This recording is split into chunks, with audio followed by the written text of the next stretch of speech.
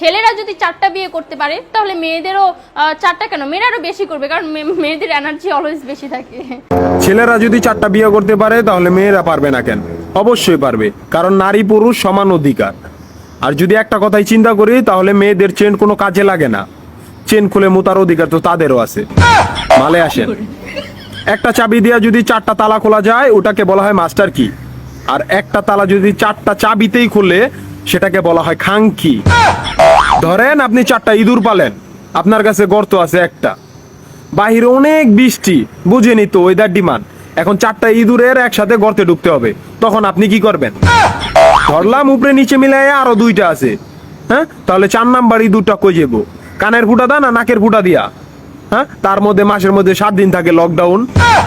আমি মানি, আমি না শুধু সবাই মানে মেয়েদের অনেক পাওয়ার, মেয়েদের অনেক এনার্জি। তাহলে দেশের মধ্যে ঘন ঘন লোডশেডিং হয় কেন? আমার মাথায় কোনোভাবেই ঢোকে না। একটা ছেলে যদি 4টা বিয়ে করে, 4টা ঘরে যদি 10টা সন্তান থাকে, তারপরও বাপের নামে একটাই থাকবো।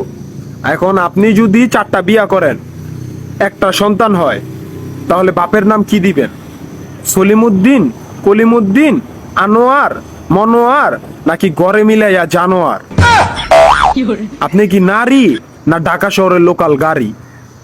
30টা সিট ফুল, 20 জন দাঁড়ানো, তারপরও বলে পিছনে সিট খালি, ওঠেন তাড়াতাড়ি, পিছনে সিট খালি, ওঠেন তাড়াতাড়ি। শুধু এই সমস্ত মেয়েদের কারণে পুরা নারী জাতির সম্মানহানি হয়। আমাদের উচিত সিটি কর্পোরেশনের কুত্তা মারার ইঞ্জেকশন দিয়া এদেরকে মেরে ফেলা, যাতে এদের জন্য অন্য কোনো মেয়েদের কেউ খারাপ নজরে না দেখে। মা রানী কোনানকার।